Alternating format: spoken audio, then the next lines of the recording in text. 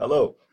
This recorded video is for students of anatomy and physiology for speech and hearing, speech, language, and hearing. And we speak about the articulatory system, articulation, and resonance. And this is the first part.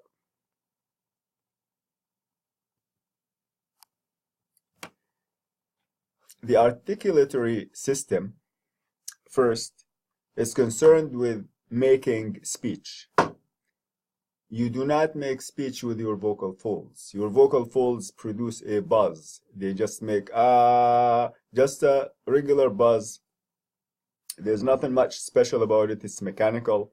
And there are many, many people around the world who can make the same buzz as yours if their vocal folds have the same length and thickness and all of this. So statistically, you will find millions and millions of people who have a larynx similar to yours, vocal folds that are similar to yours. What makes the difference basically in the sound for the vocal folds is how many times per second your vocal folds will vibrate. So if you have two vocal folds, one is going to vibrate 100 times per second or 100 hertz, and another vocal fold that will vibrate 100 times per second. They basically are exactly the same. You would not be able to distinguish one from the other exactly. So what makes, what your vocal folds make is the buzz.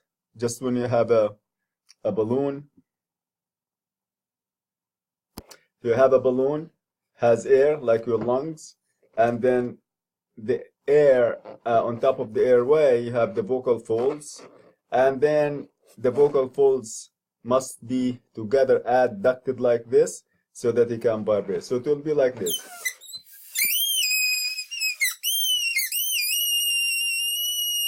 So you make a sound based on the thickness, based on the properties of the vocal folds, and we discussed that in the phonation section. So the idea is the vocal folds only make a generic buzz, and that buzz is then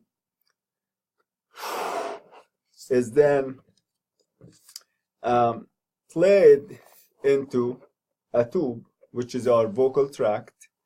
And as the buzz goes through the vocal tract, it becomes modified in unique ways. And these modifications that happen as soon as your vocal folds, the sound leaves your vocal folds, and then as the sound goes through your vocal tract, the modifications that happen along the vocal tract are the things that will make a difference to make your voice unique and to make it unique to you. So you basically can use your voice as some kind of identification that is even more accurate than your thumb. So again, it isn't because of your vocal folds, it is because of your articulatory system, your pharynx, and how it shapes and modifies that buzz that you put through it.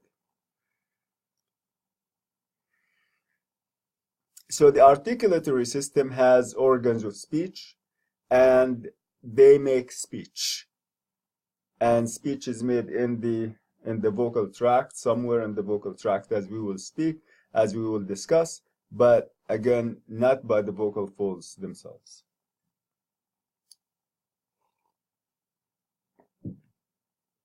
The vocal tract has biological functions, as we all know.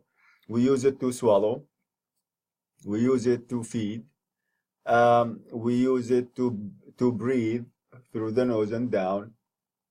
And then it has non-biological functions, and the basic non-biological function of the articulatory system or the vocal tract is to speak. So we use it as, to speak, in addition to the biological functions that it enables us to perform. Of course, speech involves modifications, constant modification of the vocal tract. You can make it longer, you can make it shorter, you can make it wider, you can make it narrower. And this is how all these adjustments that we make are going to enable us to perform speech. And also they are needed to some extent for performing feeding and swallowing behaviors. The vocal tract components, the vocal tract is or consists of all the area right above the vocal folds to the lips and the vocal folds to the end of the nose. So you can think of it as a two tubes, one vertical tube that is the pharynx, and then you have two other tubes. The oral cavity is a tube and the nasal cavity is a tube.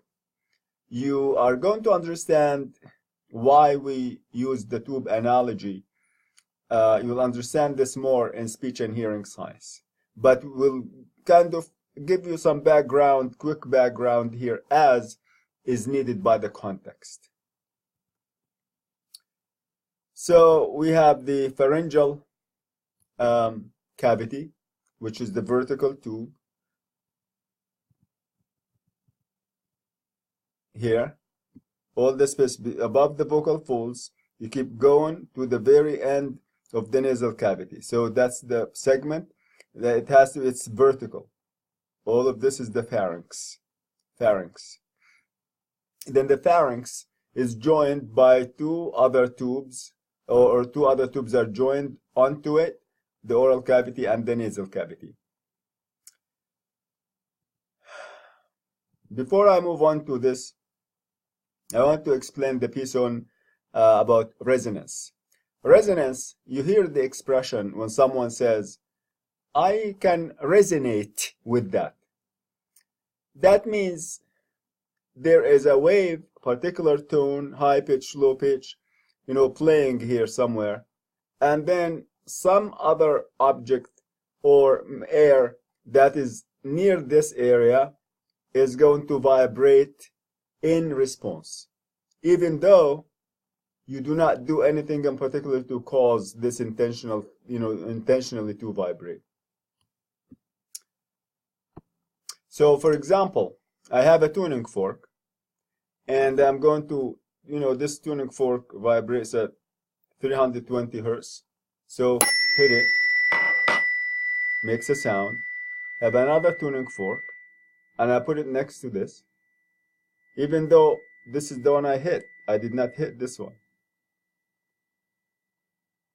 So now I'm gonna take the one that I actually hit. I leave the one that I did not hit, and I am listening to it, and it is buzzing. So the one tuning fork that I did not hit, I simply put it next to the other one. This one is vibrating in response. It is making resonance. It is resonating.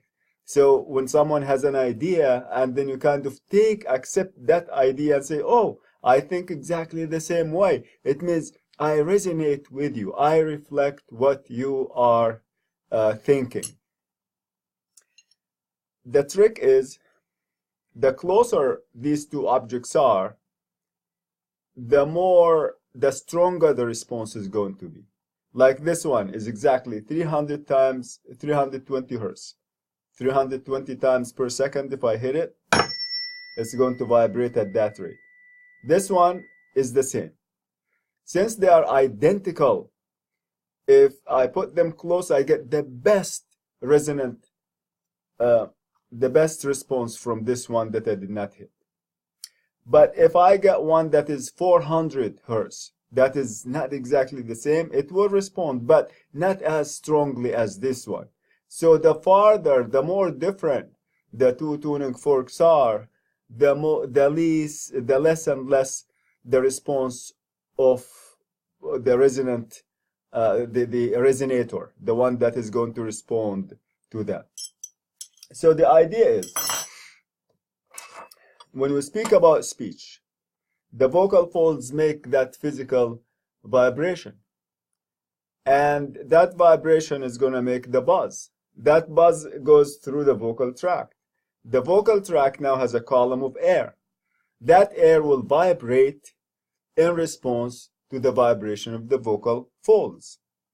So we call the vibration of the air inside of the vocal tract, including pharynx, nasal cavity, oral cavity, all of that, we call it resonance. Resonance. And the word frequency means pitch. So resonant frequency of the vocal tract is going to shape, or it will be based on the vocal fold vibration. So now, the closer the vocal fold buzz is, in relationship to the vocal tract, the better the response is going to be of the vocal tract. So you get the best response. So let me see. I'll experiment. So this is the vocal tract is similar to this can. This can is closed off by, closed off on one end. It's open on one. The vocal tract, you have the vocal folds closing here at the end, and then you have this tube that's opened on the other end. So my idea is I'm going to make a few tones here, and you are going to sense which one is closer, which one actually is producing resonance here that you could hear as a difference. So the closer my pitch is to the pitch of the tube itself, the vibration rate of the air itself that's here, the better the response that I'm gonna get. What do I mean by better? It means the sound will be louder. So I go,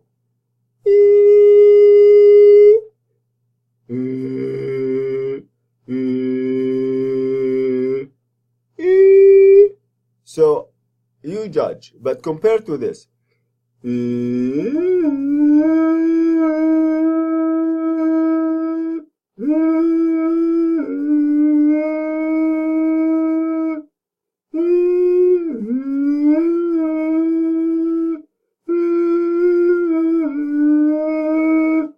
so when I change the pitch of my voice, as it comes closer to the pitch of the tube, it gives us these peaks of loudness.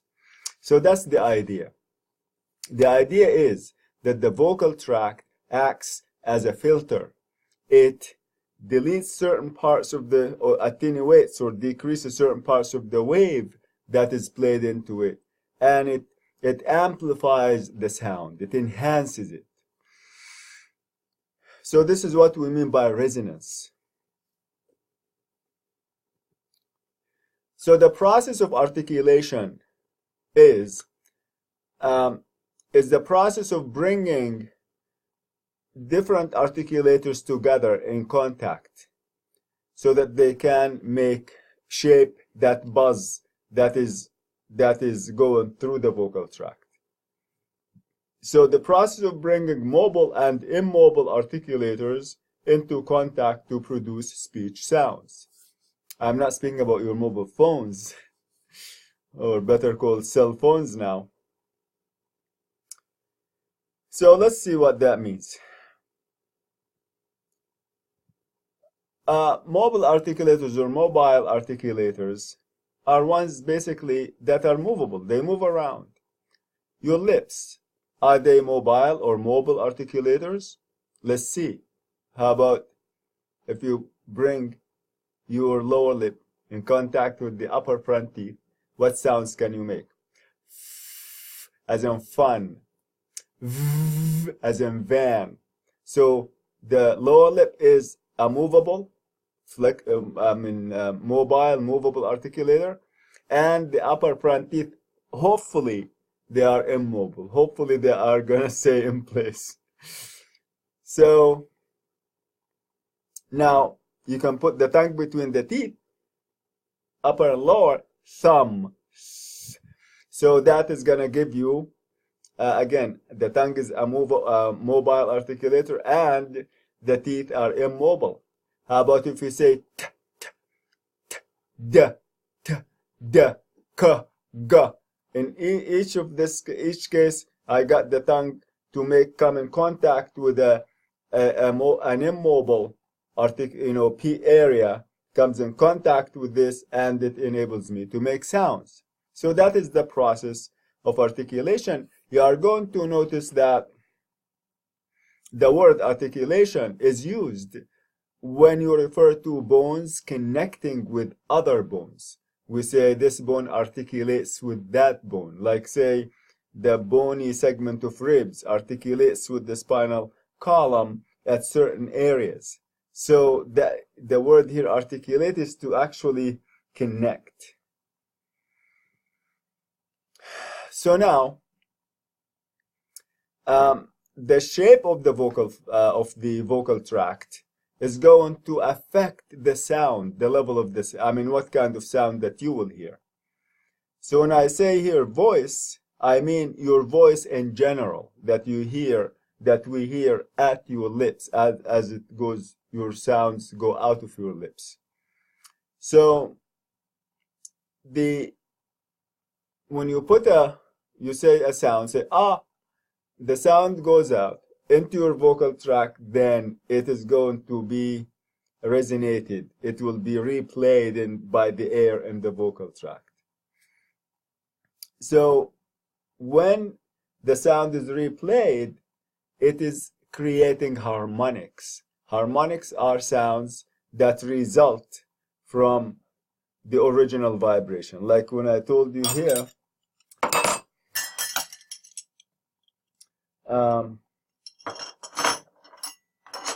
let's say, for example, that I say, when I say that, the air inside of the tube is going to go back and forth, echoing my sound, repeating my sound. But, that is the resonant frequency. It is creating harmonics. Every time it repeats it, we call this harmonic. And the vocal tract will attenuate, suppress some harmonics that are gonna not be good for the wave, and it will leave harmonics that are beneficial, that will enhance and make the wave louder. So in that case, the relationship between the vocal folds and the vocal tract is explained by something called the source filter theory, which means that speech is the outcome, is the byproduct of two things working together. The source is the buzz, vocal fold buzz, and let's see.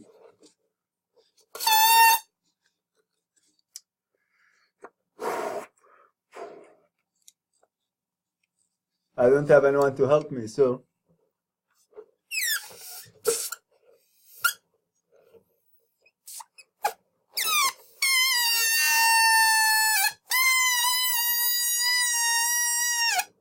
So, how the sound now resonates through the vocal tract, we say that the source is the vocal fold tone, and the vocal folds themselves as the source of the tone, and the vocal tract acts as the filter. And so that sound that's being produced is filtered out. What you hear at your lips is the outcome, the combination of the vocal fold tone combined with the filtered tone, and that gives you speech. Just VT, I'm just abbreviating vocal tract. So again, source is the vocal folds. They give the source buzz, and the filter is your vocal tract because it filters out that buzz and enables us to shape it into speech. The way that the articulators work to modify the vocal tract, to make sounds. We can make the vocal tract longer. We can make it shorter. Watch. E, and the sound sounds different. Has a certain quality. E, the lips are out of the way, and from the vocal above the vocal folds to the lips, that's the shortest vocal tract you can make. How do you make the vocal tract longer? So here, from E, you go ooh. You extend your lips, ooh, forward, rounded. Now you have created a longer tube from above the vocal folds to your lips. So that is one way to modify the vocal tract. You can make it wider, you can make it more constricted, and so on. Sounds are produced basically by, say, a resonance, which means you change the configuration of the vocal tract, and that will alter the sound, the buzz that comes out of your vocal folds. We do this for vowels. So when you say, for example, ah, ooh, e, you describe these sounds based on where the tongue is. Is the tongue forward, center, or back? Is the tongue low in the oral cavity? Is it mid, or is it high? So we use these descriptions to describe the vowel and say E is a vowel that has the tongue goes forward and up. So we call it a high front vowel. Oo, the tongue goes back and up. We call this a high back vowel. So altering the configuration of the vocal tract using the tongue going up and down and the jaw, like say when I say E, watch, E, my teeth are like hardly opened, E, but watch, ah, E, so I'm altering the shape of the vocal tract, and that alters the quality of the sound. So that applies to primarily to vowels. Now, friction and bursts of pressure characterize consonants. So a consonant is a sound that you produce by making some kind of obstruction somewhere along the vocal tract. That obstruction can be minimal, like this. Oh, oh, you see the air comes out from the two sides around the tongue. Oh, the same. Minimal obstruction.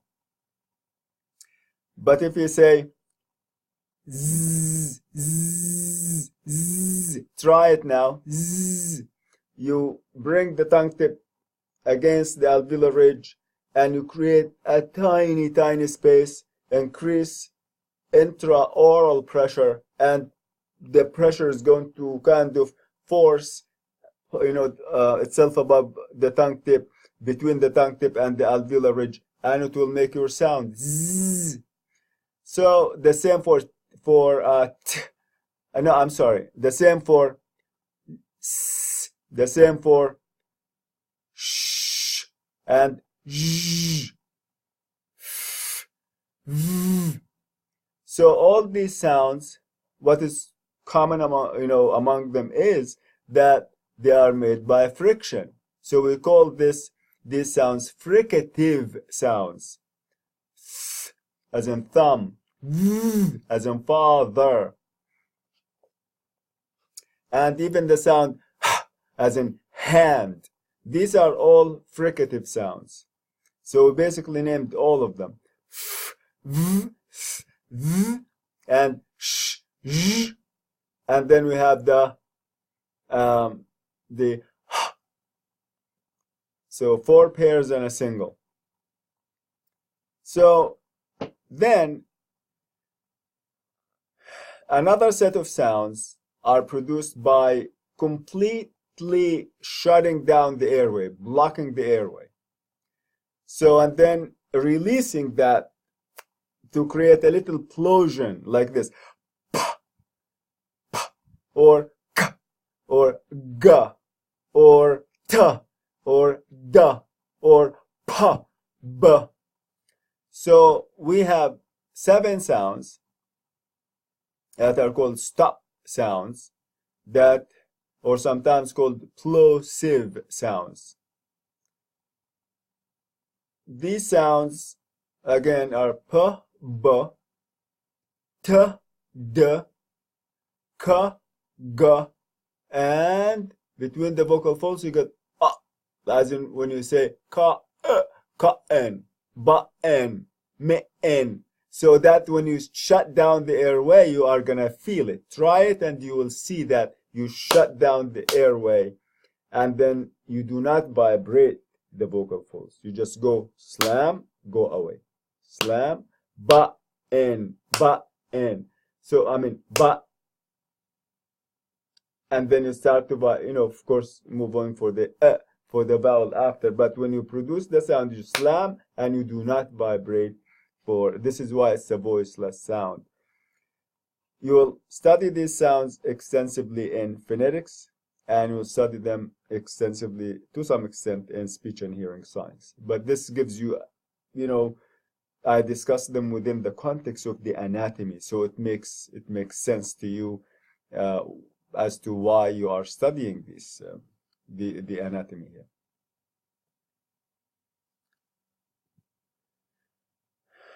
The articulators include the tongue, as when you say l, and that's the most mobile, the most important articulator. I mean, it is the most mobile, flexible, the one that makes many sounds and modifies the vocal tract big times. The mandible, lower jaw, the cheeks, because it helps with the air. Lips, your teeth, as in basically the upper front teeth. The maxilla, or this area here, and where all the teeth are connected into the maxilla, the upper teeth. The alveolar ridge, hard palate, the velum or the soft palate. And so these are all kind of articulators.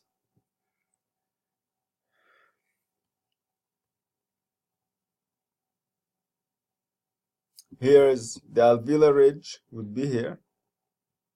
And of course, sounds that you make, we'll call them post-alveolar or palatal sounds. They are usually here, a little bit behind the alveolar ridge, as in sh, zh. So alveolar would be s, z, compared to sh, zh.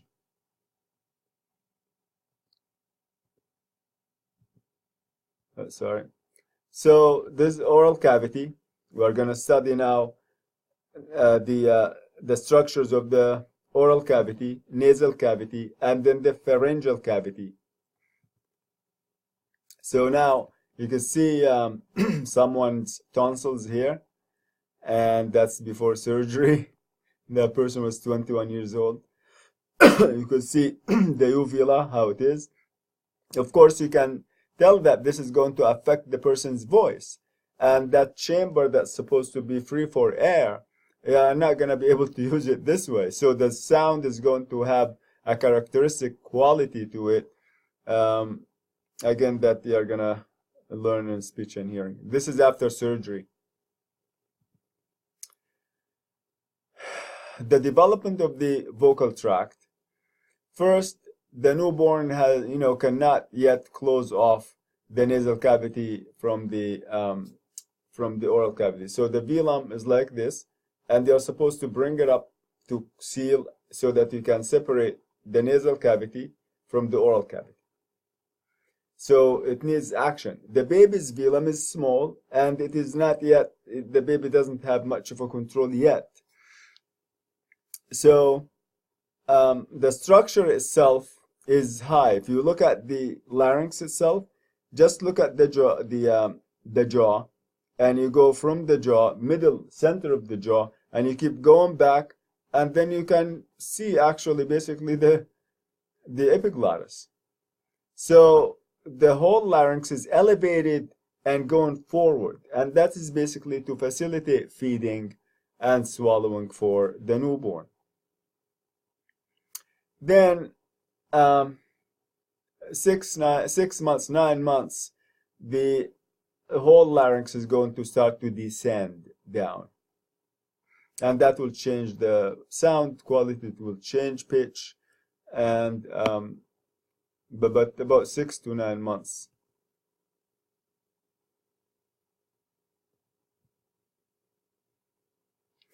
The same, the eustachian tube, we'll discuss later. The eustachian tube for the adult comes down at a slant, at an oblique angle, that makes it easier to drain fluids from the middle ear.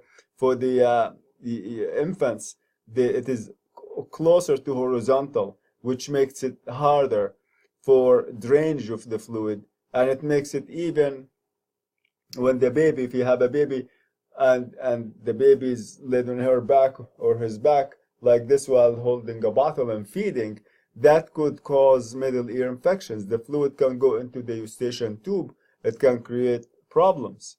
So especially the eustachian tube here opens when you swallow. So now you are swallowing, and if anything that drips, it's gonna just make its way easier to the eustachian tubes. But we'll also look at this later at some point in the hearing, the auditory system. So now let's look at the bony skeletal framework of the skull and the face, and we are going to speak about the muscles after that. So the cranial and facial anatomy. The face and the cranial bones, they are made of a number of bones that are articulated together. They articulate together to make the skull. For example, there's a bone here above your ears called the temporal bone. And then you have the occipital bone. You have the frontal bone. And so the piece of the cortex that is covered by one of each bone actually is named after the bone. You have the temporal lobe or the temporal cortex, frontal lobe or frontal cortex, and occipital and parietal. So we are going to look at these and have some idea about them. So here's the temporal bone. We are going to be referring to it quite a lot. The ear canal is inside of the temporal bone. There's part of it that's behind your ear. It's called the mastoid bone. Out of this also, there's a little tip of bone that's the styloid process here. Then we have the parietal bone, occipital bone, frontal bone. And then we have the zygomatic bone, very famous, easily visible. And that is your cheekbone. And then there's this area here is called the zygomatic arch. And then the bone where your teeth, your upper teeth, are grow there all around, that is part of the maxillary bone or the maxilla. The maxilla is two pieces, one piece, and they unite, they fuse, and they make that nice arch beneath your nose. All of this is part of the maxilla. And it extends back, so you could see first the frontal view of the maxilla is here, and of course it is two pieces at the midline here, all this green structure front, you look at it, is another view here, lateral view, and then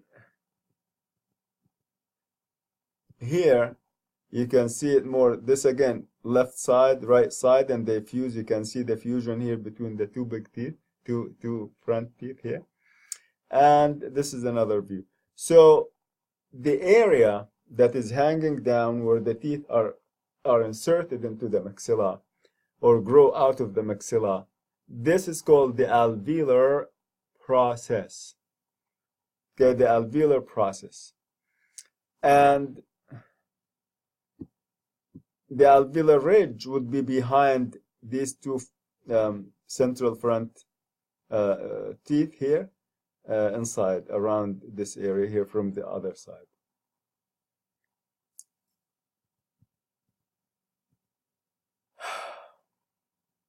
So you could see now the jaw. The name of the jaw, anatomic name, is the mandible. And then we have the nasal bone, which is also two pieces, left and right. Nasal bone, which fuses with the top of the maxilla here. If you can feel your nasal bone here, and beneath it, I mean, there's all cartilage, and then the skin that we have covering.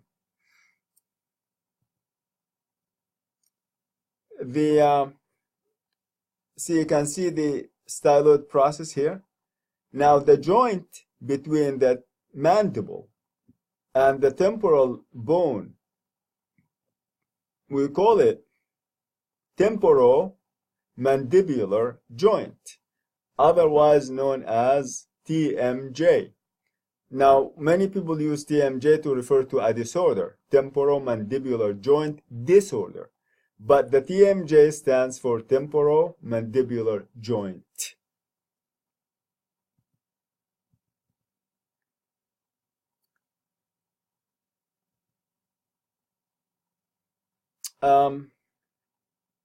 I explained some why there would be some abnormalities sometimes, for example, that cause TMJ disorder when in the context of the muscles that actually will explain it later. There's a bone that is shaped like a butterfly, and that's the actual bone here. And this bone is called the sphenoid bone. And it basically makes the roof of the nasal cavities, the sphenoid bone. You could see here, imagine it sitting like this, and you could see the areas where your eyes rest, these orbital areas here. And this is the other one for the other eye.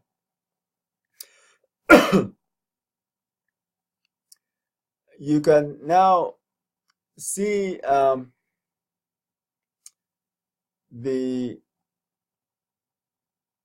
there are other structures are going to connect with this bone, and many muscles are will be attaching or will be originating from this bone somewhere.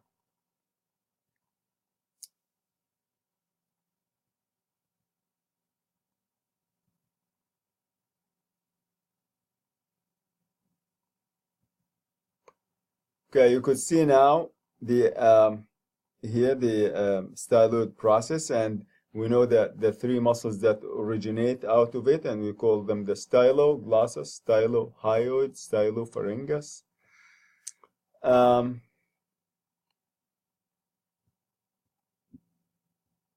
again, you have one lateral view of the maxillary bone.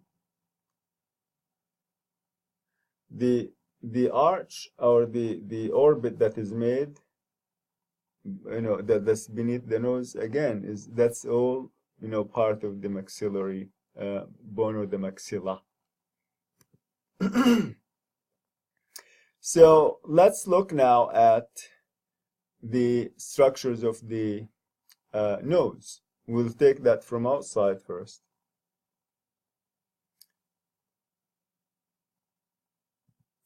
First, the area, that little piece here of, skin and cartilage beneath it, here at the separating the two nares, that is called the columella. Like column means, you know what a column is. Columella is the little column. Then the rim, see that rounded area here around the nares, that's called the nasal ala, or the alar rim, or the nostril rim. And then the high point of the nose, the highest point, so you can call it the high point of the nose, or the tip defining point of the nose, for example, here.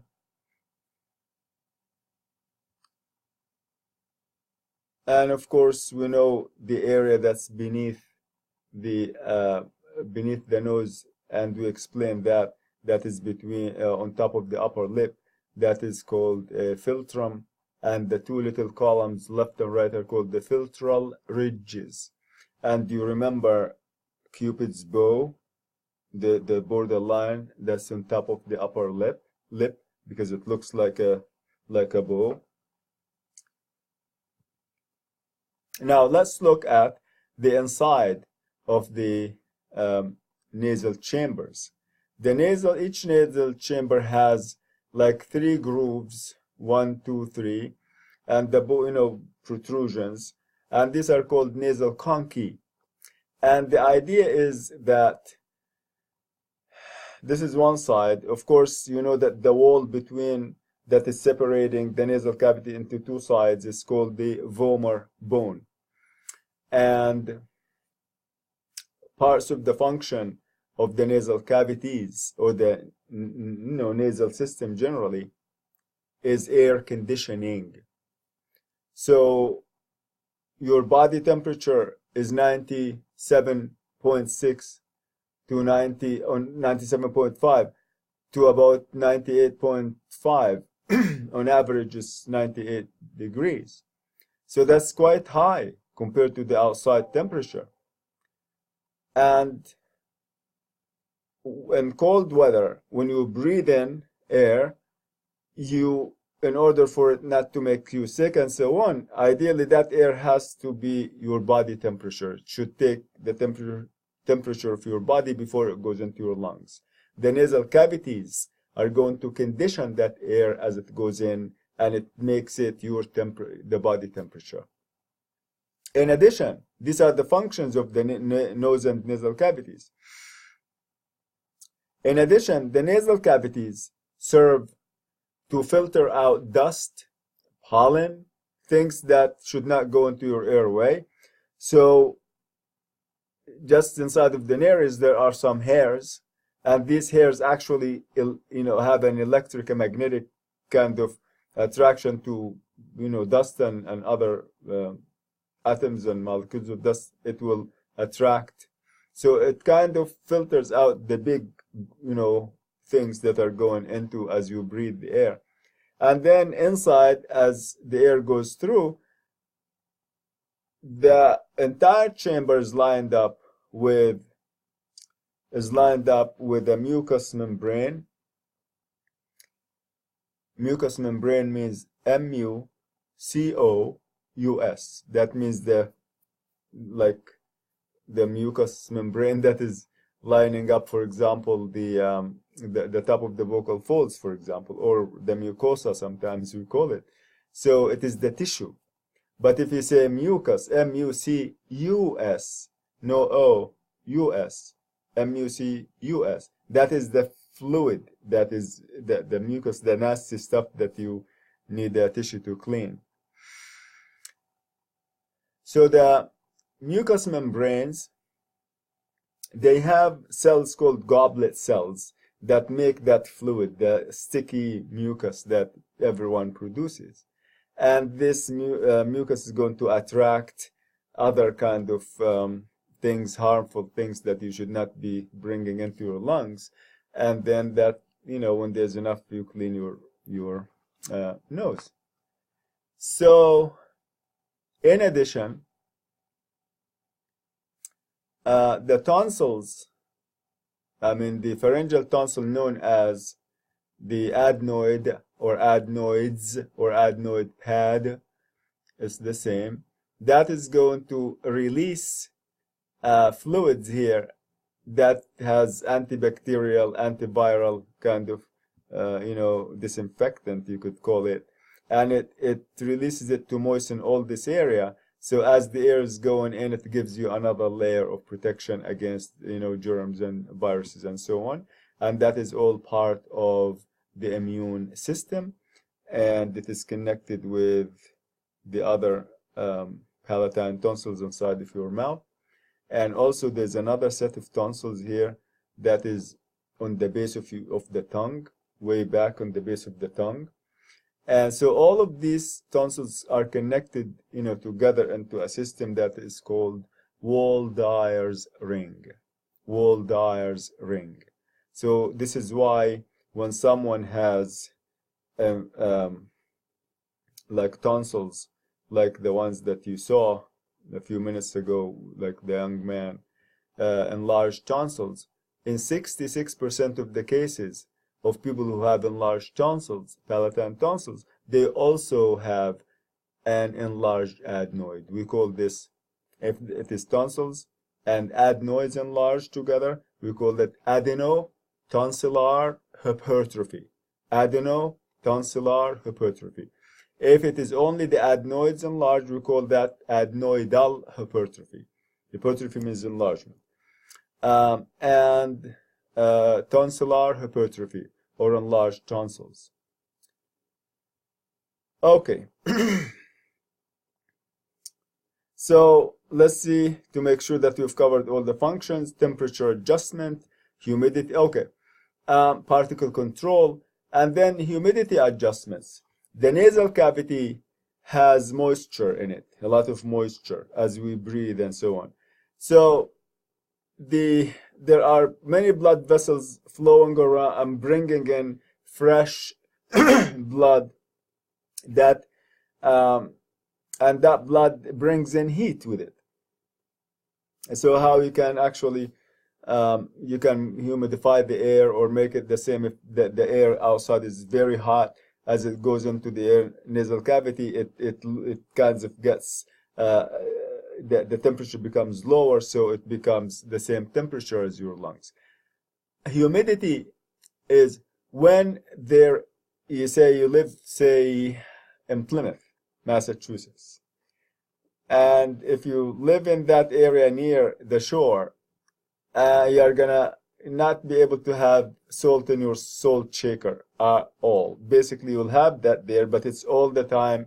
It's gonna be all moist, sticky. You cannot use a salt shaker there. Some people here use some rice sometimes, but I tried it. It doesn't help much. If you have some salt and leave it on a plate on your counter, you are gonna find it all like as if you added water to it at some point.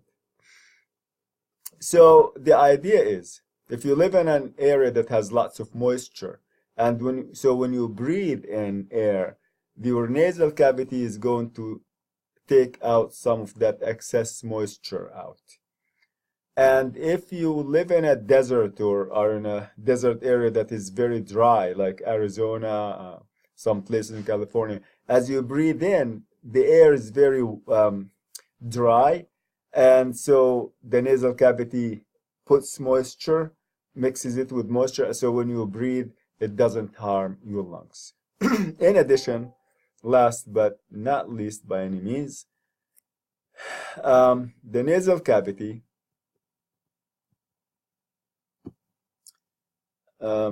is lined up. Of course, there is a special space, a special area on the sphenoid bone where the olfactory nerve, we call it the olfactory bulb, comes in, and it sends down its branches, endings, and these branches spread and line up the roof of the nasal cavities, left and right. And these have sensory, or have these endings can actually detect the chemical composition of things that come in contact with them, and then you make memory of that thing as you smell it, and then you are able to recognize what you smell. That's the only reason. So you smell something, and your auditory bulb analyzing it and takes it and sends it up to your brain, and then you associate it with memory and say, oh, that's a burger on the grill. Someone must be having a cookout. That literally means that a piece of that burger flew and flew and flew in the air, and it came to your nose. You breathed it. It came in contact with your with the extensions of the olfactory nerve, and then it identified that, and it sent it to the brain, and the brain said, oh, I smelled that before. That means you recognized it, recognition, and then oh, it is, and you match it with what you smelled before. Oh, it's a burger on the grill. Smell makes more than 75 or 80% of taste. And because everything that we eat, as we crush it in our oral cavity, it creates vapor, and that vapor is going to rise, into the nasal cavity from behind, and then it will be detected and smelled by these extensions from the olfactory nerve, and then that makes you enjoy, the taste. If you have a cold, or drink something and without breathing, you are not going to taste like juice or something. You're not going to taste the fullness of it unless you breathe. So when someone has a cold, all these endings and the nerve extensions of the olfactory nerve will be covered and inflamed. I mean, the covering will be inflamed and thick, and there will be mucus lined up. So it will separate, what is coming in that you should smell. It will separate from the endings of the olfactory nerve. It creates a barrier, and then you wouldn't have taste. You don't feel like I enjoy the food when I am having a bad cold. That is the reason. So